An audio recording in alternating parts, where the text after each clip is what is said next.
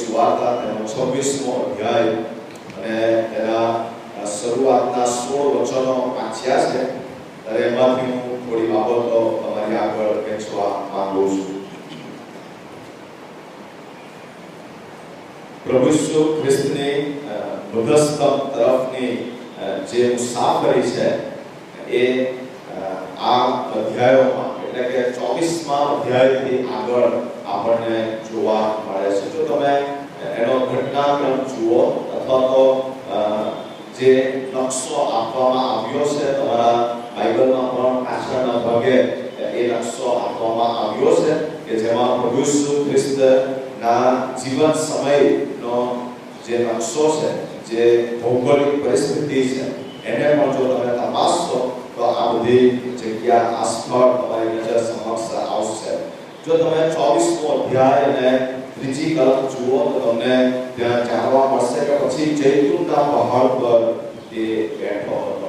પ્રભુ ઈસુ ખ્રિસ્ત જૈતુનના પહાડ ઉપર છે.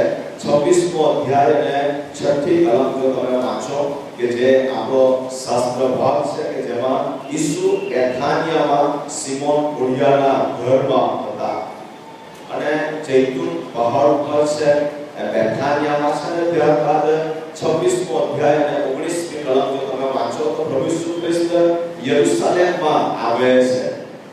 પ્રભુ ઈસુ ખ્રિસ્ત પાસ્કા પર્વમાં ભાગ લે છે.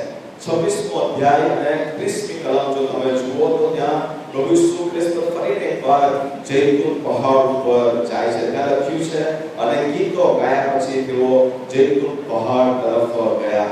અને 36મી કલમ 26મો અધ્યાય અને તેની 36મી કલમ અને ત્યાં આ પ્રમાણે લખવામાં આવ્યું છે, ત્યારે ઈસુ તેઓની સાથે ગેથસેમાને નામે એક ઠેકાણે આવે છે અને શિષ્યોને કહે છે કે હું પણ જઈને પ્રાર્થના કરું ત્યાં સુધી તમે અહીં બેસો.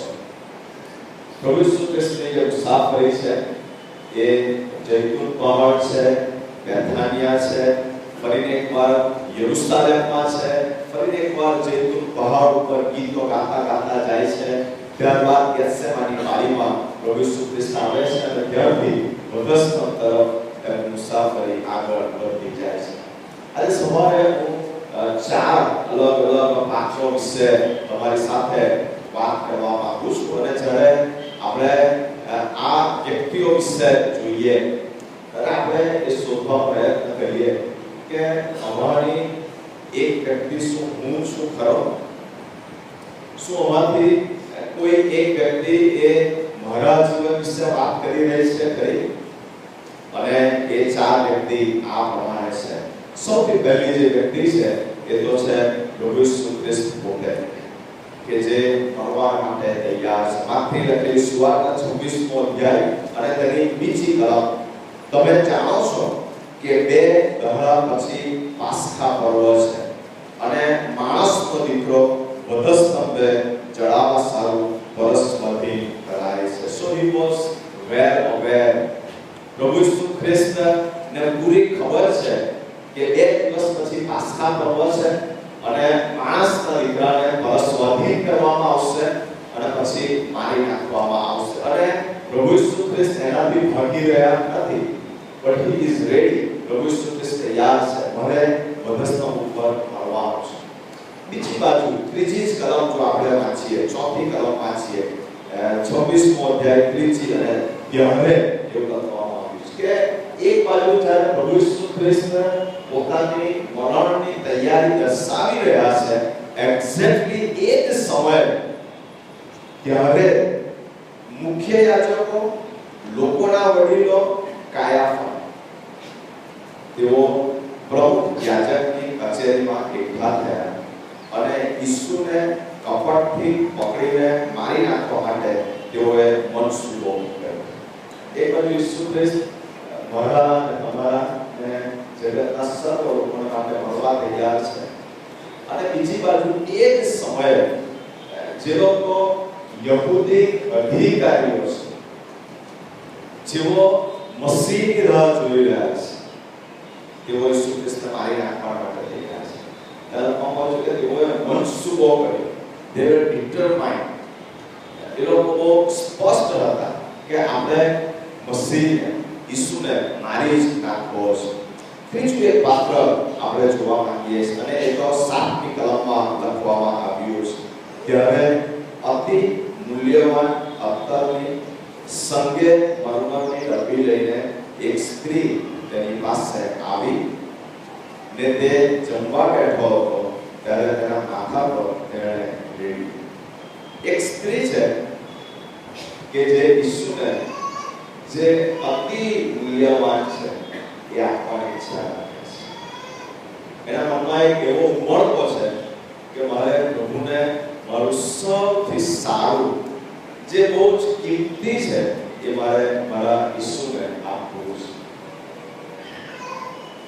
અને ત્યાર પછી એક બીજું પાત્ર એ 14 થી 16 કલમમાં લખવામાં છે. ત્યારે યહૂદા ઇસ્કરિયોત નામે તે 12માના એકે મુખ્ય યાજકોની પાસે જઈને કહ્યું કે હું તેને તમારે સ્વાધીન કરું તો તમે મને શું આપવા રાજી છો?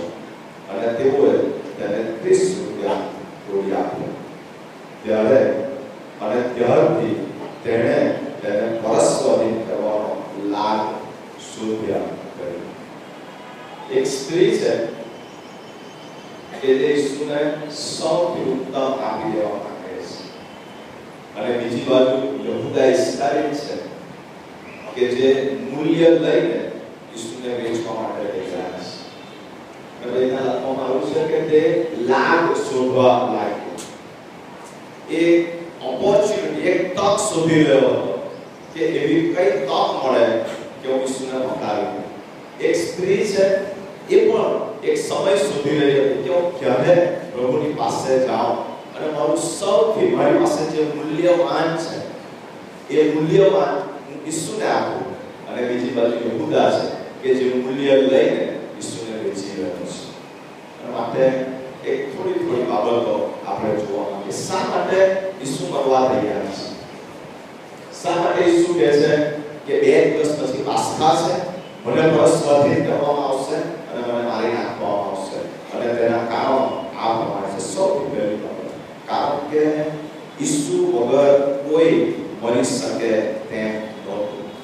પ્રભુ ઈસુ ખ્રિસ્તે પોતાના શિષ્યોને, જ્યારે શિષ્યો લડાઈ કરી રહ્યા હતા કે જ્યારે તું તારા રાજ્યમાં આવે ત્યારે મને જમણી તરફ અને ડાબી તરફ બેસાડજે, કારણ કે તારા રાજ્યમાં અમે મોટા થવા માંગીએ છીએ.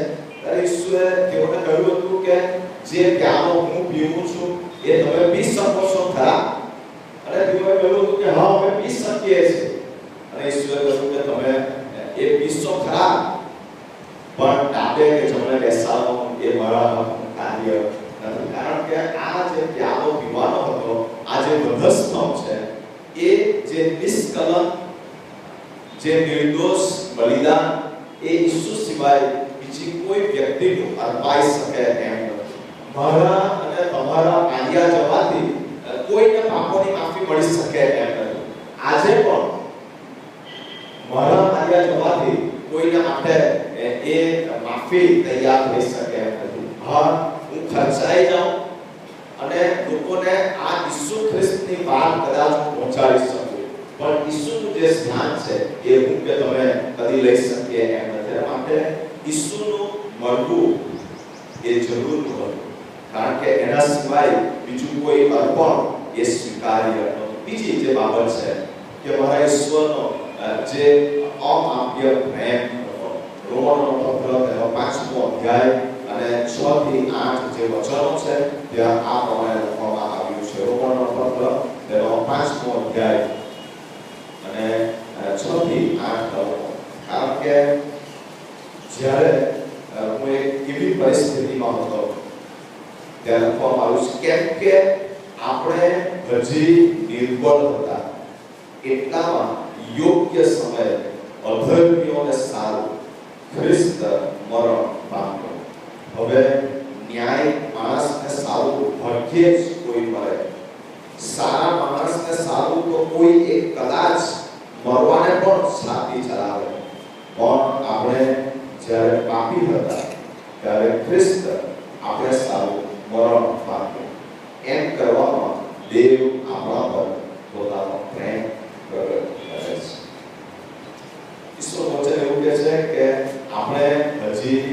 નિર્બળ હતા. અને હું એવું કહીશ કે હજુ પણ આપણે નિર્બળ છીએ. શેના માટે નિર્બળ હતા? કે હું ઈશ્વરની બધી આજ્ઞાઓ પૂરેપૂરી પાળવા માટે હું નિર્બળ હતો. દેવનું જે પવિત્રતાનું ધોરણ છે કે જેવો હું પવિત્ર છું એવા તમે પવિત્ર થાઓ, એ પવિત્રતાના ધોરણ સુધી પહોંચવાનો હું નિર્બળ હતો. હું ઈશ્વરની આગળ ન્યાય વ્યક્તિ તરીકે રજૂ થઈ શકું એમ નહોતો. એવા સમયે હજુ હું નિર્બળ હતો. અને પ્રભુએ જોયું કે આ વ્યક્તિ કદી મારા ધોરણને પૂરો કરી શકે એમ નથી. આ વ્યક્તિ કદી મારી પવિત્રતાને પહોંચી શકે એમ નથી. અને એવા સમયે ખ્રિસ્ત મારા માટે મરણ પામ્યો છે. બાઇબલ કહે છે કે દેવે મારા ઉપર એમ કરવા દ્વારા પોતાનો પ્રેમ પ્રગટ કર્યો છે. અને માટે ઈસુ ખ્રિસ્ત તૈયાર હતા. He was ready to die in my behalf.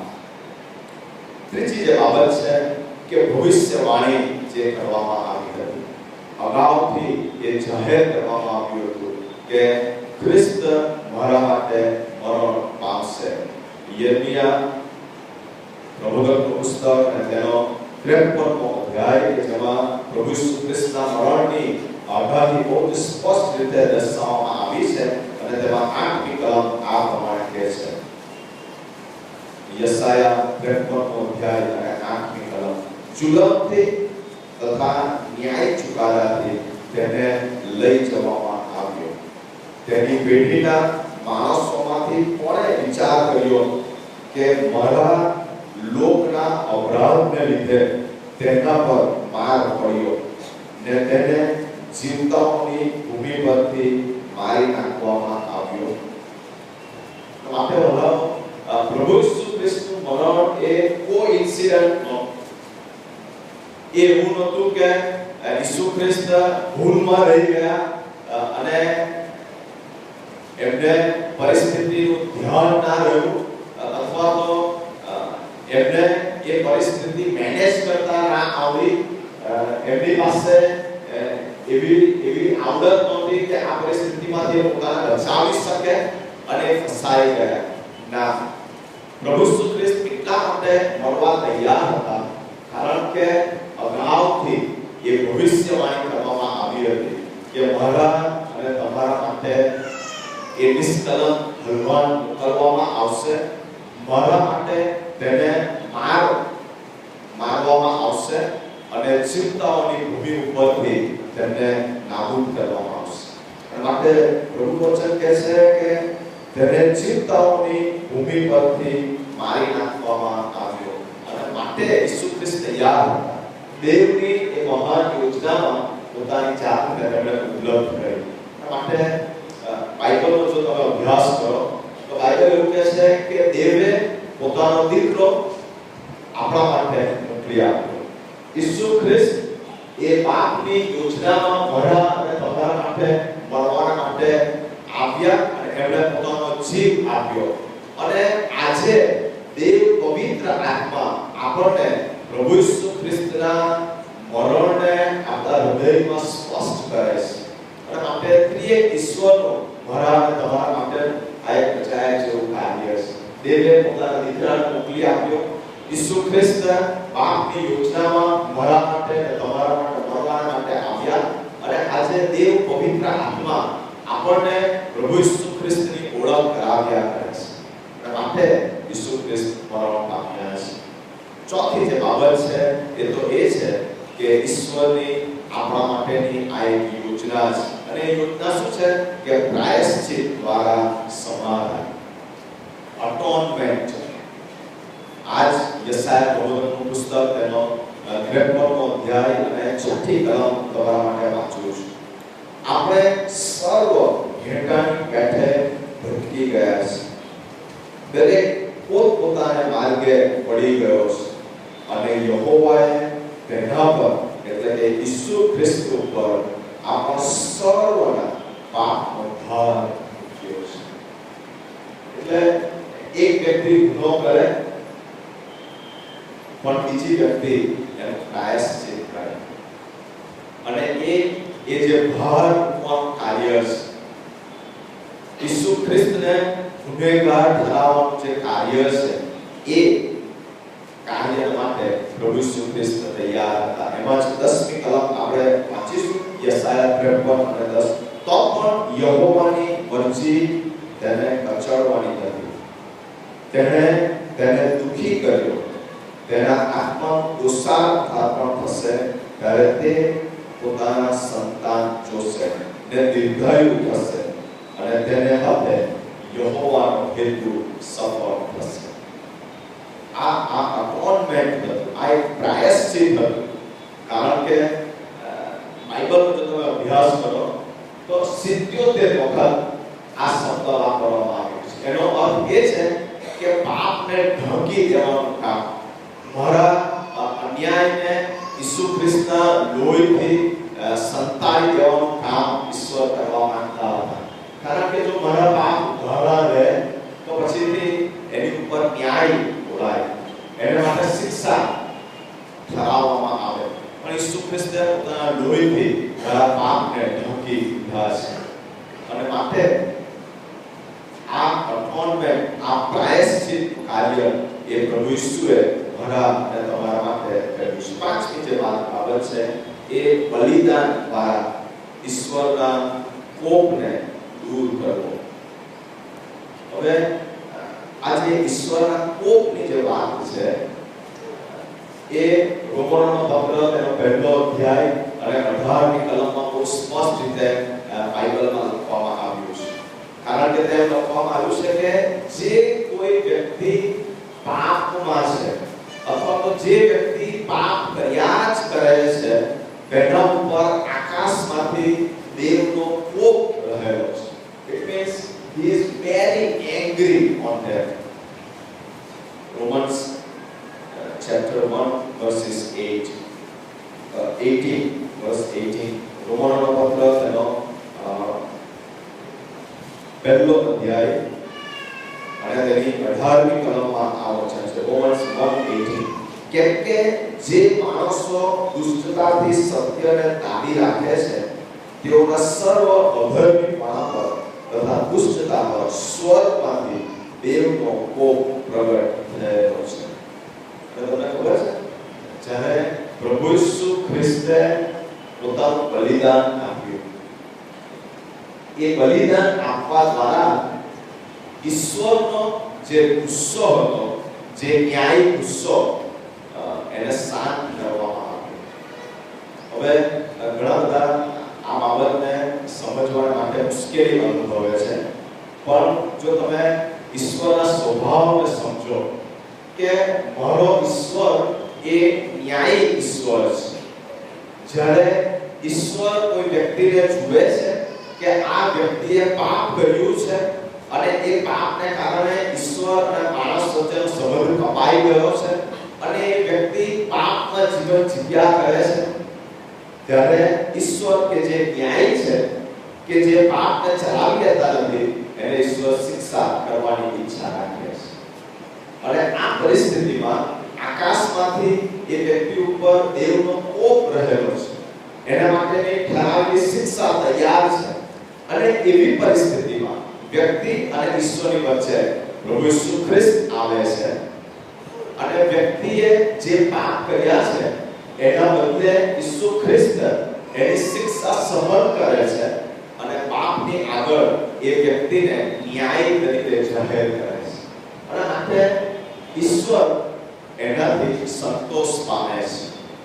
અને માટે આમાં જે કાર્ય છે કે પોતાના બલિદાન દ્વારા ઈશ્વરના કોપને દૂર કરવાનું કાર્ય, અને માટે પ્રભુ ઈસુ ખ્રિસ્ત મરવા માટે તૈયાર. કારણ કે જો ઈસુ ખ્રિસ્ત પોતાનો જીવ ન આપે, મને અને તમને એ ન્યાય તરીકે પાપની આગળ રજૂ ના કરે, તો મારા ઉપર દેવનો કોપ સદા રહે. મેં અગાઉ પણ આ બાબતને સમજાવી છે કે જ્યારે ઈસુ ખ્રિસ્તે મારા અને તમારા બદલે પોતાનો જીવ આપ્યો, અને જ્યારે હું ઈસુ ખ્રિસ્ત પર વિશ્વાસ કરીને તેની પાસે આવું છું, ત્યારે હું એ પ્રભુ ઈસુ ખ્રિસ્તમાં એવો છુપાઈ જાઉં છું એવો સંતાઈ જાઉં છું.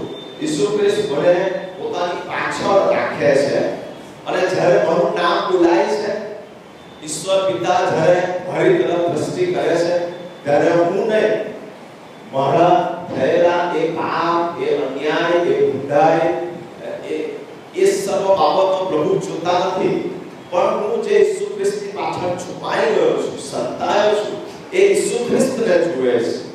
એ ઈસુ ખ્રિસ્ત કે જે નિર્દોષ છે, કે જે ન્યાયી છે, જે પવિત્ર છે, જે શુદ્ધ છે. અને માટે પ્રભુ ઈસુ ખ્રિસ્તમાં, પ્રભુ ઈસુ ખ્રિસ્તની પાછળ છુપાયેલા મને દેવ બાપ જુએ છે. અને પછી એમને એવું લાગે છે કે આ વ્યક્તિ તો મને શુદ્ધ દેખાય છે, આ વ્યક્તિ મને ન્યાયી દેખાય છે, અને માટે મારા માટે કોઈ પણ શિક્ષા જાહેર કરવામાં આવતી નથી. અને આ ન્યાયપણાનું કાર્ય ઈસુ ખ્રિસ્તે મારા માટે કર્યું છે. મેં ઘણી બધી વખત કીધું છે કે જે સફેદ જબ્બો મેં પહેર્યો છે, એની અંદર મારું જે શર્ટ છે, એમાં જો કચવા ઉપર પેન્ટમાંથી જે સળી લીક થઈ છે, એનો એક જે ડાઘો પડ્યો છે, એ તમને અત્યારે દેખાઈ શકે એમ નથી. કારણ કે મેં એક એવો સફેદ જબ્બો પહેરી લીધો છે કે જેની પાછળ, જેની અંદર એ ડાઘ અથવા તો મારું ત્રીજું બટન જે તૂટી ગયું છે, એ તમને દેખાઈ શકવાનું નથી. તમને અત્યારે એવું લાગે છે કે બધું વ્યવસ્થિત છે. એક્ઝેક્ટલી એ રીતે જ્યારે બાપ મારા નામને પુકારે છે, હું બાપની આગળ જઈને ઊભો રહું છું, પણ પ્રભુ ઈસુ ખ્રિસ્ત પરના વિશ્વાસમાં મારા પાપોની માફી માંગીને ઈસુ ખ્રિસ્તની પાછળ છુપાઈને જ્યારે ઊભો રહું છું, ત્યારે મારા ઈશ્વર પિતાને એ સફેદ જબ્બાની જેમ ઈસુ ખ્રિસ્તનું ન્યાયપણું જ દેખાય છે, અને મારા પાપ, મારી ઊંડાઈ દેખાય. અને મને એ ન્યાયપણું આપવા માટે ઈસુ ખ્રિસ્ત મરવા માટે તૈયાર હતા. છઠ્ઠી બાબત, સબસ્ટિટ્યુટ, અવેજીમાં મરવાનું આપવું. એટલે કે મારા બદલે એક વ્યક્તિના સ્થાને બીજી વ્યક્તિ મરવાનું આપે. તમને ખબર છે આ દિવસોમાં IPL ચાલી રહી છે અને બહુ રસાકસી ભરી એ મેચો થઈ રહી છે, અને એમાં 11 ખેલાડીઓ ક્રિકેટના મેદાન ઉપર રમતા હોય, પણ તમે જો જાણતા હો તો એ ટીમની અંદર 15 વ્યક્તિઓને લેવામાં આવે છે. અને જ્યારે એ 11 માંથી કોઈ એક વ્યક્તિ જો ઘાયલ થાય અથવા એને ઈજા થાય, એવી કોઈ પરિસ્થિતિ આવી જાય કે એ રમતના મેદાનમાંથી બહાર આવે, તો જે 12મો ખેલાડી હોય તે રમવા માટે અંદર જાય. અને ત્યાર પછી પણ 13, 14 અને 15 ત્રણ ખેલાડીઓ તેઓ સ્ટેન્ડ બાયમાં રાખે છે, કારણ કે સબસ્ટિટ્યુટ મૂકવામાં આવે છે. આના બદલામાં હવે આ વ્યક્તિ રમશે. ફૂટબોલની મેચ જો તમે જોતા હો તો એમાં તો ઘણી બધી વખત સમયે ખેલાડીઓને અદલા-બદલી કરી નાખવામાં આવે છે, કારણ કે એ નિયમના ભાગ સ્વરૂપે રમતની વ્યવસ્થામાં હોય છે.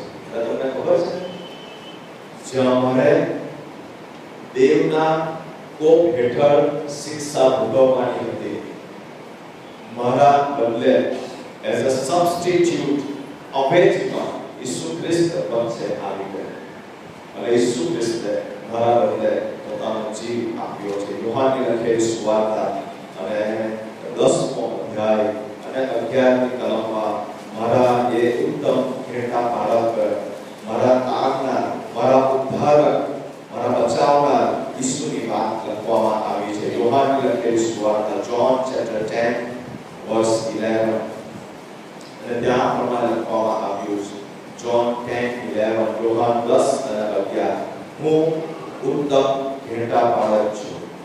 ઉત્તમ ઘેટા પાળક ઘેટાને સારું પોતાનો જીવ આપે છે. મને બચાવવા માટે, મને સંભાળવા માટે, મને ઈજા ન થાય માટે ખ્રિસ્ત મારા બદલે મરણ પામ્યા અને સબસ્ટિટ્યુટ થયા. અવેજીમાં ઈસુ ખ્રિસ્ત આવી ગયા. સાતમી જે બાબત છે એ ઉદ્ધાર, રિડીમ્શન, એક બચાવ, એક છુટકારા માટે ઈસુએ કિંમત ચૂકવી છે. તમને ખબર છે જો તમે બજારમાં જાઓ અને બજારમાંથી તમે જો કોઈ વસ્તુ લો અને એ વસ્તુ તમે જ્યારે તમારા હાથમાં લઈને બહાર નીકળવા જાઓ, એ પહેલા તમને તમને બિલ આપવામાં આવે છે. જો તમે કોઈ મોલમાં જાઓ તો તમારી આગળ પહેલા કઈ વસ્તુ તમે લીધી છે એનું એક બિલ તૈયાર કરવામાં આવે અને એ બિલ તમને આપવામાં આવે. તમે એ બિલ ચૂકવો અને એના બદલામાં એ વસ્તુ લઈ જાઓ. અને મારા આપનારે એવી જ એક કિંમત ચૂકવી છે.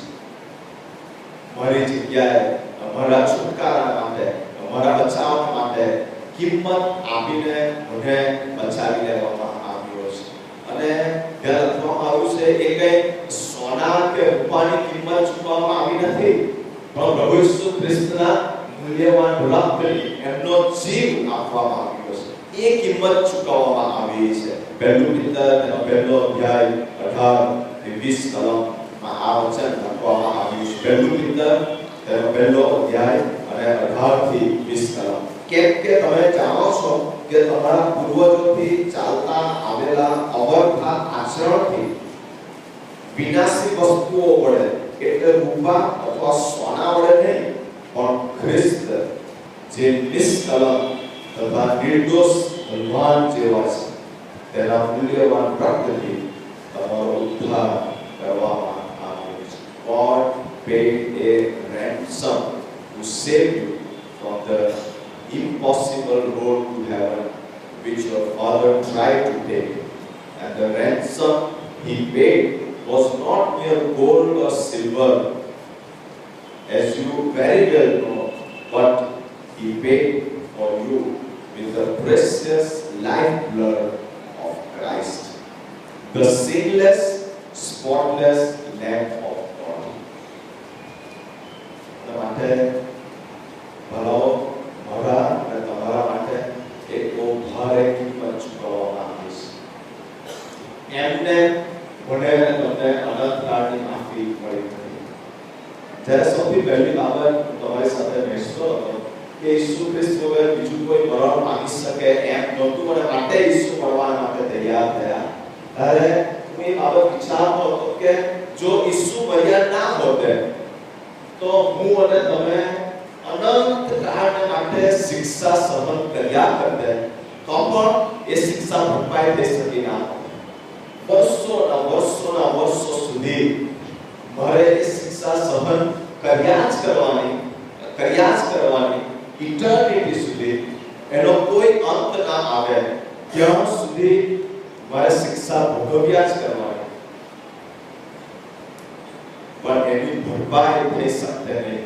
અને માટે પ્રભુ મારા માટે મારા બદલે મરણ પામ્યા છે. આઠમી અને છેલ્લી જે બાબત તમારી સાથે વહેંચવા માંગુ છું એ તો છે ભલાઓ ખંડણી ચૂકવવામાં આવી છે. ખંડણી ચૂકવવામાં આવી છે. ransom. He has paid a price. આ જે કિંમત છે એ થોડું અલગ છે અને જે ખંડણી છે એ થોડી અલગ બાબત છે.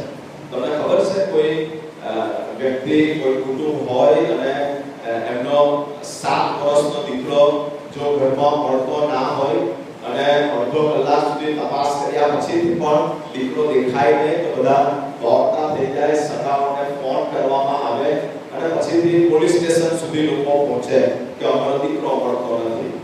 પણ પછીથી 2 કલાકમાં જો એ કુટુંબને ફોન આવે અને એ એક એવો ભારે અવાજવાળો ફોન હોય અને એવું કહેવામાં આવે કે તમારો દીકરો અમારી પાસે છે.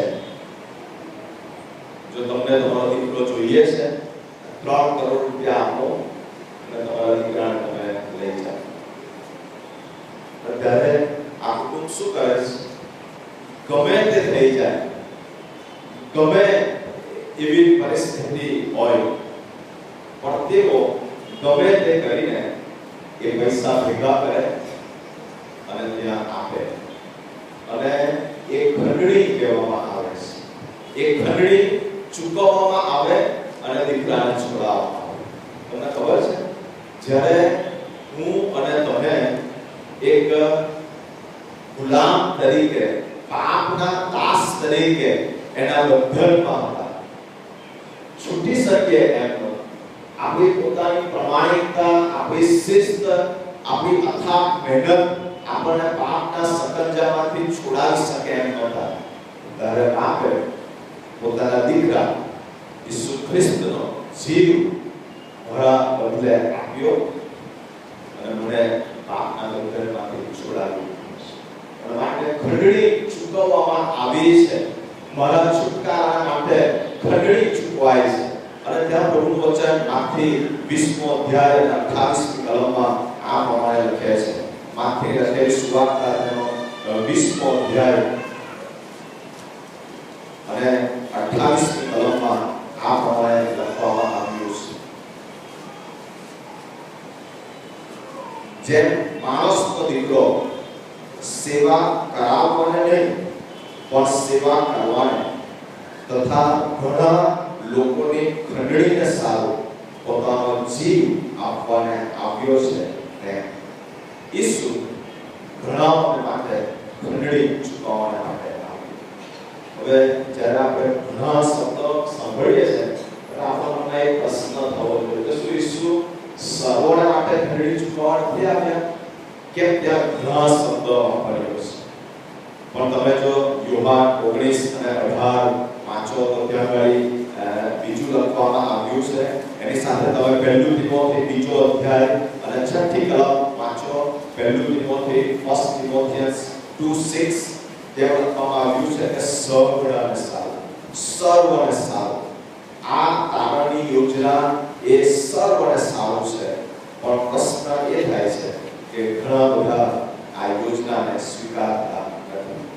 ઘણા બધા આ યોજનાને પોતાની બનાવતા નથી અને માટે ઘણા સુધી એ અટકી જાય છે.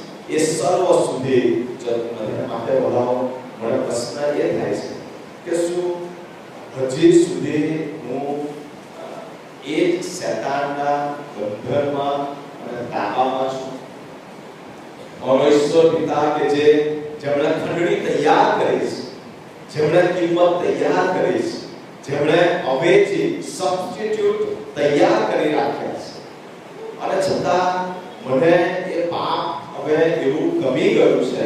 કારણ કે આ જે ખંડણી શબ્દ છે એ ગ્રીક ભાષા અથવા તો એ સમયમાં ખાસ કરીને ગુલામને છુટકારા માટે ખંડણી ચૂકવવામાં આવતી હતી. પણ ઘણી બધી વખત આપણને એ ગુલામગીરી હવે એવી ભાવી ગઈ છે કે આપણે એમ થાય છે કે આમાંથી છુટકારો મેળવવા જેવો નથી. અને કેટલા બધા આ છુટકારો તૈયાર થયો હોવા છતાં પણ એ જ પાપના બંધનમાં બેસી રહે છે. અને માટે જ જે બીજી વ્યક્તિઓની વાત તમને કહેવા માંગુ છું, યહૂદી આગેવાનો કે જેઓ ઈસુને માનવા માટે તૈયાર હતા.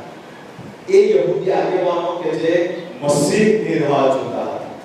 એ યહૂદી આગેવાનો કે જે શાસ્ત્રનો અભ્યાસ કરતા હતા, જે બીજાઓને શીખવતા હતા, બીજાઓને નિયમ શાસ્ત્ર પઢાવતા હતા, અને છતાં તેઓ ઈસુને સ્વીકારવા તૈયાર નહોતા. કારણ કે તેઓ ઈસુને મસીહ તરીકે સ્વીકારવા માંગતા હતા. યોહાન બાપ્તિસ્મી કે જેણે ઈસુને બાપ્તિસ્મા આપ્યો, જેણે પ્રભુ ઈસુ ખ્રિસ્તની આગાહી પોકારી હતી, રણસિંદૂર વગાડ્યું હતું, તેણે કહ્યું હતું કે મારી પાછળ એક આવે છે કે જેના ચપ્પલની ગોધડી છોડવા માટે હું લાયક નથી. એ પણ ગૂંચવાઈ ગયો હતો અને એણે જ્યારે કેદખાનામાં હતો પોતાના શિષ્યને મોકલીને કહ્યું હતું કે તમે જઈને ઈસુને પૂછો કે જેની રાહ અમે જોઈ રહ્યા છે એ આવનાર એ તું જ છે કે અમે બીજા કોઈની રાહ જોઈએ? અને એ યોહાન બાપ્તિસ્મી અને આ યહૂદી આગેવાનો પણ, કે યોહાન બાપ્તિસ્મીને જવાબ મળ્યો હતો કે અંધળા દેખતા થાય છે, રક્તપિત્યાઓ સારા થાય છે, મરેલા જીવતા કરવામાં આવે છે. ત્યારે યોહાન બાપ્તિસ્મી સમજ્યો હતો કે હા, આવનાર મસીહ તે આ જ છે. પણ યહૂદીઓએ, આગેવાનોએ ઈસુને મસીહ તરીકે સ્વીકાર્યા નહીં. તેઓ અજ્ઞાન રહ્યા અને માટે તેઓ ઈસુ ખ્રિસ્તને મારી નાખવા માટે તૈયાર થયા. તેઓએ મસલત કરી. એ લખવામાં આવ્યું છે કે આપણે કપટથી ઈસુને પકડાવીએ, કારણ કે નિયમ પ્રમાણે ઈસુને પકડાવી શકાય એમ નહોતું.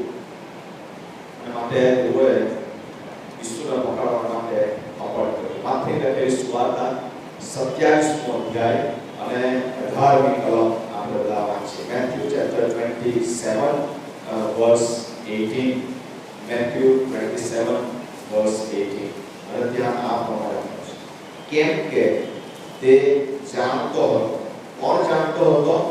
17મી કલમમાં લખવામાં આવ્યું છે, એ માટે તેઓ એકઠા થયા પછી પિલાતે તેઓને કહ્યું. એટલે પિલાત જાણતો હતો. કેમ કે પિલાત જાણતો હતો કે તેઓએ અદેખાઈથી તેને સોંપ્યો હતો.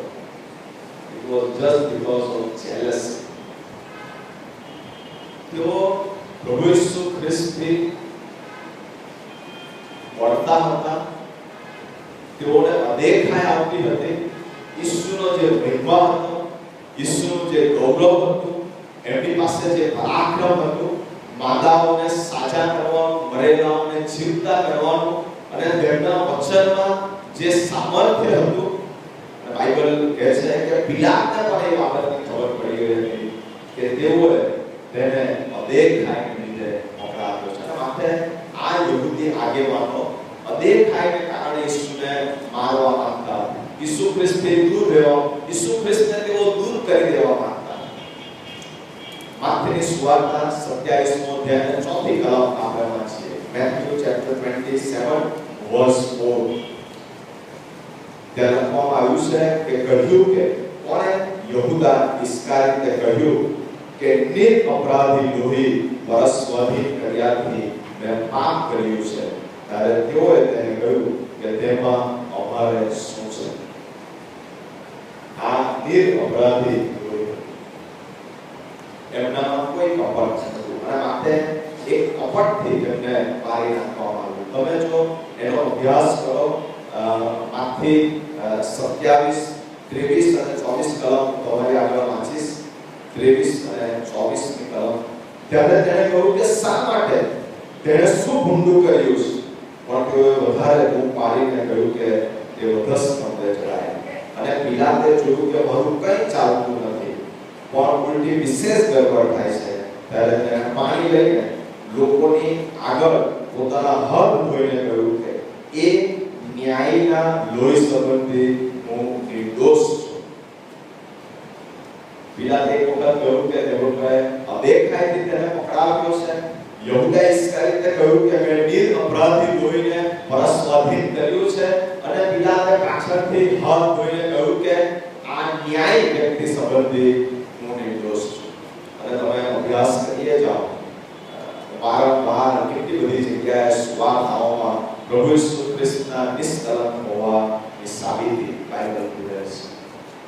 પણ તમને ખબર છે, જે કપટ તેઓના હૃદયમાં હતું, જે અદેખાઈ તેઓના મનમાં આવી હતી, એને કારણે તેઓએ ઈસુને મારી નાખવાની તૈયારી કરી. એટલે તમને ખબર છે, કેટલી બધી વખત આજે પણ આપણા હૃદયમાં જે અદેખાઈ ચાલતી હોય છે, કોઈ પ્રકાર કપટ આપણા હૃદયમાં રાજ કરતું હોય છે, કંઈક એવું કામ કરવાનું આપણે મનમાં ધાર્યું છે કે જે યોગ્ય રીતે થાય એમ નથી, પણ કપટથી, ત્યારે આપણે ઈસુને જાણી જોઈને દૂર રાખીએ છીએ. We don't want Christ. કારણ કે જ્યાં ખ્રિસ્ત છે ત્યાં પવિત્રતા છે, ત્યાં શુદ્ધતા છે, ત્યાં ન્યાય પણ આવે છે. અને આપણે કેટલા બધા આજે પણ વચન છે, પ્રભુનું નામ જાણ્યું છે, પણ કારણ કે તેઓના મનમાં એક અદેખાઈ છે, કારણ કે તેઓના મનમાં એક કપટ ચાલી રહ્યું છે, તેઓ મસીહને, તેઓ ખ્રિસ્તને પોતાનાથી દૂર રાખે છે. તેઓ ઈચ્છે છે કે આ મરી જાય તો સારું, આ જાય તો સારું, કારણ કે એમની હાજરીમાં આ કપટ પાર પાડી શકતા નથી. અને કેટલા બધા આજે પણ કપટને લીધે તેઓ પ્રભુથી દૂર અને દૂર રહે છે. તમને ખબર છે, એક સ્ત્રીની વાત કે જ્યારે તેણે ઈસુને એ સંગે મરમરની ડબ્બીમાં એ અતિ મૂલ્યવાન પુષ્કળ કિંમતી જે અત્તર હતું એ ઈસુના માથા ઉપર રેડ્યું. કારણ કે એની ત્રણ બાબત હું કહેવા માંગુ છું. એ સ્ત્રી કે જેણે એ અત્તરનું અર્પણ કર્યું, કારણ કે એ પોતાના પાપોની કબૂલાત પ્રભુની આગળ કરવા માંગતી હતી. બીજી જે બાબત છે તે એ છે કે આ તેના ઈસુ પ્રભુ પ્રત્યેના પ્રેમની એક નિશાની. મારી પાસે જે સૌથી સારું છે મારે મારા પ્રભુને અર્પણ કરવું છે, મારે મારા તારનાર માટે આપી દેવું છે. તમે જો માર્કની સુવાર્તા તેનો 14મો અધ્યાય અને 3જી કલમ વાંચો તો ત્યાં લખવામાં આવ્યું છે કે તેને એ ડબ્બી ભાંગી અને એક અત્તર રેડ્યું. તમે જો એનો અભ્યાસ કરો તો ત્યાં આ પ્રમાણે લખવામાં આવ્યું છે. માર્કની લખેલી સુવાર્તા તેનો 14મો અધ્યાય અને તેની 3જી કલમ. Mark chapter 14 વર્સ 3.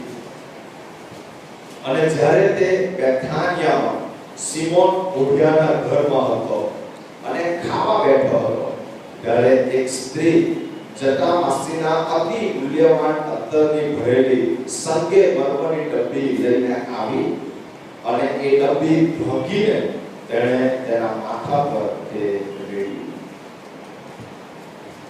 જો તમે કોઈ વખત કબ્રસ્તાનમાં ગયા હો, દફન વિધિના સમયે કોફી બોક્સ મૂકવામાં આવ્યું હોય અને કુટુંબીજનો જે અત્તર લાવ્યા હોય એ અત્તર તેઓ જ્યારે છાંટવાની શરૂઆત કરે ત્યારે એ સ્પ્રે ત્યાં જ્યારે લગાવતા હોય અને 1 મિનિટ જેવો સમય થાય અને પછી ઘણા બધા એ લોકોને સૂચના આપે કે આમ અત્તર છાંટતા તો ઘણો સમય લાગશે.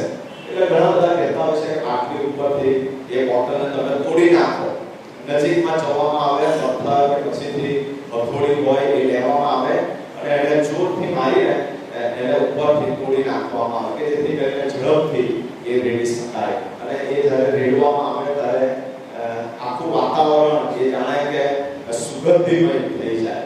એ નાખવાનું કારણ એટલું હોય છે કે જેથી કરીને કોઈ જાતની ખરાબ વાસ ત્યાં ન આવે. અને આ જે સ્ત્રી છે એને લગભગ કંઈક એવું જ કર્યું. આજે સંગે મરમરની જે ડબ્બી જે પાત્ર આવતું હતું એ મૂળ ઇજિપ્તની બનાવટ હતી અને એ બહુ જ નાજુક અને બહુ સુંદર એવું પાત્ર. જો એનો ઉપયોગ પૂરો થઈ ગયો હોય તો લોકો પોતાના ઘરમાં એને સોને માટે સાચવીને રાખે એવું એ પાત્ર આવતું હતું. પણ આ સ્ત્રીએ જ્યારે ઈસુની પાસે આવી, બાઇબલ એવું કહે છે કે તેણે એ ભાંગી નાખી અને એ અત્તર ઈસુની ઉપર રેડી. તમે જો બીજી સુવાર્તામાં અભ્યાસ કરો તો ત્યાં લખવામાં આવ્યું છે કે ઈસુ કે જેણે લાજરસને મરી ગયેલામાંથી ઉઠાડ્યો હતો અને માર્થા અને મરિયમ તેમાંની મરિયમ એણે આ અત્તર છોડવાનું કાર્ય કર્યું છે. પણ 4 સુવાર્તામાં એ વાત લખવામાં આવી છે. અને જ્યારે તેણે આ કાર્ય કર્યું, આ સ્ત્રી એ થોડું અત્તર પાછું પોતાના ઘરે લઈ જવા માંગતી હતી. એ થોડું અત્તર નાખે કે જેનાથી બહુ સરસ સુગંધ આવે અને દેખાવો કે મેં અત્તર છોડ્યું છે એવું દેખાવા પૂરતાનું એ કામ નહોતું. પણ એ પૂરી રીતે ખર્ચાય. મારી પાસે જે છે અને જે સૌથી ઉત્તમ છે મારે બધું જ મારા તારનાર માટે આપી દેવું છે. અને માટે એણે એ અત્તર પ્રભુ ઈસુ ખ્રિસ્ત માટે આપ્યું. તમને ખબર છે જ્યારે લોકોએ કચકચ કરી, લોકો ગુસ્સે થઈ ગયા કે શા માટે આટલો બધો પગાર? કારણ કે 300 દિનાર એ 300 દિવસના પગાર જેટલું થાય. ઘણી જગ્યાએ એનો 1 વર્ષનો પગાર જેટલું એવું દર્શાવવામાં આવ્યું છે. આજે જો મહિનાનો પગાર 10,000 હોય સરેરાશ, તો કદાચ એ અત્તરની બોટલ 1 લાખથી 1,20,000 રૂપિયાની થાય. જો કદાચ કોઈ ફ્યુનરલ વખતે કોઈ 1 લાખ રૂપિયાનું અત્તર જો લગાવે તો સ્વાભાવિક છે કે બધા જ કચકચ કરવા લાગે કે જે માણસ મરણ પામ્યો છે એના માટે 1 લાખ રૂપિયાનું અત્તર. અને એક્ઝેક્ટલી એવું જ કંઈ થયું છે. અને તમને ખબર છે આ જે અજાયબ જેવું સ્વાર્પણ છે એને પ્રભુએ એવું કહ્યું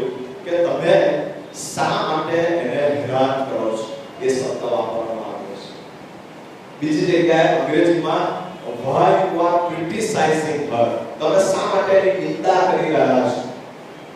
કારણ કે તેણે મારા દટાવાની તૈયારી માટે આ અત્તર મારા શરીર પર છોડ્યું છે, મારા માથા ઉપર રેડ્યું છે. અને માટે આ સ્ત્રીનું જે અર્પણ હતું એને પ્રભુએ પોતાના દટાવાની તૈયારી માટે ઉપયોગી બનાવ્યું. She was not aware about that. એને એ ઈસુ ખ્રિસ્તને દટાવાની તૈયારી માટે માથામાં અત્તર છોડવા આવ્યું નથી. એને પોતાનું સ્વાદ પણ પ્રભુને માટે આપ્યું હતું. પણ પ્રભુએ એનો ઉપયોગ કરીને પોતાના દટાવાની તૈયારી માટે એ અત્તરનો ઉપયોગ કર્યો. અને ઈશ્વર કહ્યું કે જ્યાં કંઈ આ વાત કરવામાં આવશે ત્યારે આ સ્ત્રીએ મારા માટે જે કર્યું છે એ સુવાર્તાની સાથે જાહેર કરવામાં આવશે. ખબર છે, જ્યારે હું મારું સ્વાર્થનો પ્રભુને માટે આપું છું ત્યારે શું થાય છે? પ્રભુ મારા એ પૂરા સ્વાર્થને લઈને કોઈ મહાન કાર્ય માટે ઉપયોગી બનાવી છે. મને ખબર નહોતી નથી. વિલિયમ કેરી જ્યારે એ ઊંટને સાંભળનાર એ મૂછી એણે ચામડાનો એક ગોળો બનાવ્યો અને એની ઉપર પૃથ્વીનો નકશો દોર્યો અને રોજ એ પૃથ્વીના નકશા માટે પ્રાર્થના કરતો હતો અને ભારત આવવાની એણે તૈયારી કરી.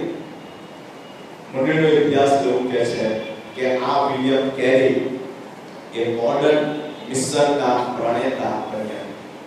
એને ખબર નહોતી, એને એવું કોઈ ટાઇટલ માર્યું નહોતું કે હું મોડર્ન મિશનના પિતા બનવાની તૈયારી કરી રહ્યો છું, મારે મોડર્ન મિશનના પિતા બનવું છે. એ વિચાર એના મનમાં નહોતો. એને તે એક જ અદમ્ય ઈચ્છા હતી કે મારે ભારત જવું છે, સુવાર્તા આપવી છે.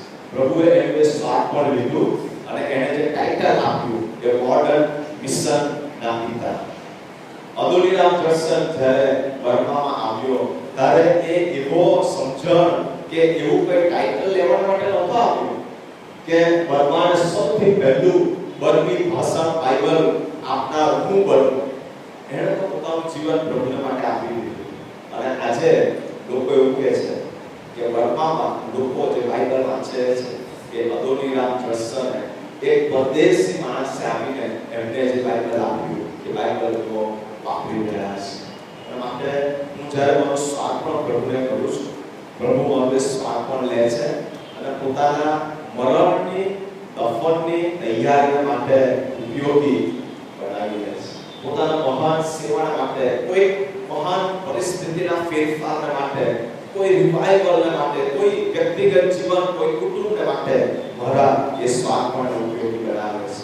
અને છેલ્લી એક બાબત જોઈને બંધ કરીશું. યહૂદા ઇસ્કરિયોત, એક સ્ત્રી કે જે મૂલ્યવાન આપવા તૈયાર છે અને એક શિષ્ય કે જે મૂલ્ય લઈને ઈસુને આપવા તૈયાર છે.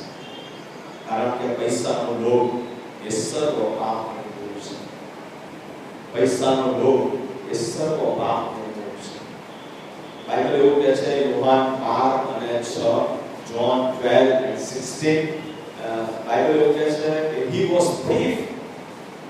આ યહૂદા ઇસ્કરિયોત એ ચોર હતો અને જે દાનાપણની થેલી હતી એમાં જે દાન આવતું હતું એમાંથી એ પૈસા ચોરી લેતો.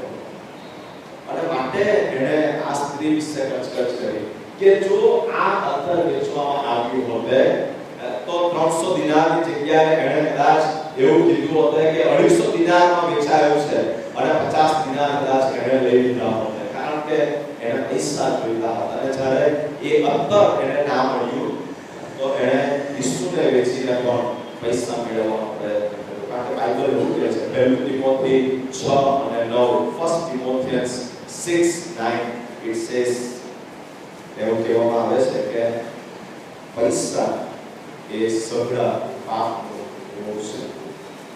આ વચન આપણે વાંચીએ અને ત્યારબાદ આપણે પ્રાર્થના માટે જવાબ માંગીએ છીએ. લાગુકરણ માટે આપણે જઈશું.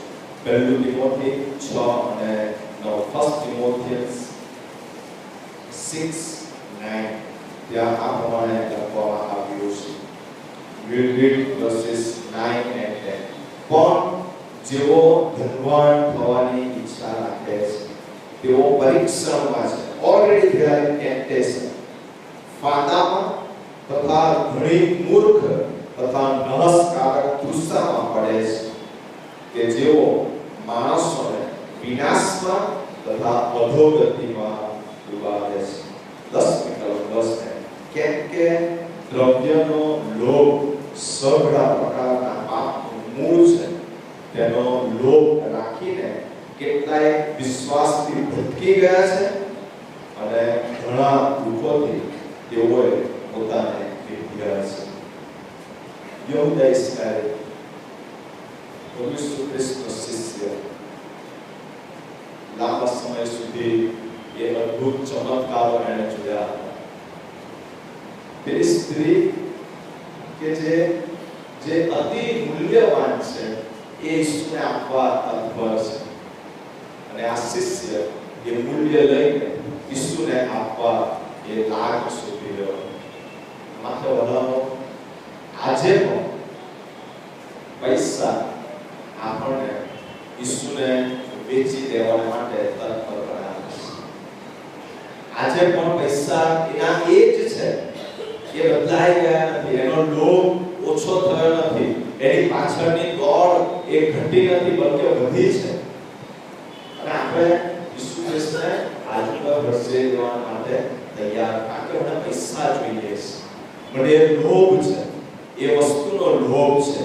અને કેટલા બધા એ લોભને કારણે આજના દિવસે આપણા માટે મરણ પામેલા એ વધસ્તંભે ચડાયેલા ઈસુને એ અપઘાત કરી નાખે છે. એને વેચી દેવા તૈયાર થાય. They are just ready.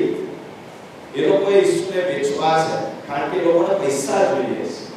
જો ઈસુને વેચવાથી પણ પૈસા મળતા હોય તો વેચવામાં કોઈ વાંધો નથી. યહૂદા ઇસ્કરિયોતે જે કર્યું એ જ આજે પણ ઘણા કરી રહ્યા છે. માટે વડાઓ તમારી આગળ થોડા પ્રશ્નો લઈને આવું છું. પણ એ બાબતનો બહુ આનંદ થઈ ગયો હતો કે જ્યારે ઈસુ ખ્રિસ્ત એ સિમોન કોઢિયાના ઘરે જમવાના માટે બેઠા હતા ત્યારે એ સિમોન સાથેનો કેવો મીઠો સંબંધ હશે, એ કેટલો બધો રિલેક્સ હશે, કેવો બધો આનંદ હશે. સામાન્ય રીતે આપણા ઈશ્વરના સંબંધ છે ને એને ઘણી વખત હું જોઉં છું કે હું એક મહાપાપી છું અને ઈશ્વર એક પવિત્ર છે. મને હંમેશા એવું લાગ્યા કરે છે કે મારે માફી માંગ્યા કરવાની છે અને ઈશ્વર મને માફ કર્યા કરે. મારે હંમેશા સાચાપણું માંગ્યા કરવાનું અને ઈશ્વર સાચાપણું આપ્યા કરે. એટલે મારે હંમેશા ભય અને શરમ અને માંગણીમાં જીવ્યા કરવાનું અને ઈશ્વર મારા ઉપર દયા કર્યા કરે, આપ્યા કરે. પણ એ તદ્દન અલગ પ્રકારનો સંબંધ છે કે ઈસુ એ સિમોનના ઘરે એક મિત્ર તરીકે જમવા માટે આવ્યા છે. આપણે વડાઓ હું પાપી અને પવિત્ર, હું માંગુ અને આપે, એવા સંબંધની જગ્યાએ આજે એક નવા સંબંધમાં આવીએ. આ વધસ્તંભની પાસે હું અને ખ્રિસ્ત જો સાથે મળીએ છીએ તો એક મિત્ર તરીકે મળી શકીએ છીએ. આપણે વડાઓ પ્રભુની પાસે આપણે આંખો બંધ કરી આપણે મસ્તકો ઝુકાવીએ. તમારી આગળ જે પ્રશ્ન મૂકવા માંગુ છું તે આ છે: ઈસુએ સર્વ માટે ખંડણી ચૂકવી દીધી છે. શું મારો છુટકારો થયો છે કે હું હજુ પણ એ બંધનમાં જ બેસી રહ્યો છું? ભલા આપણે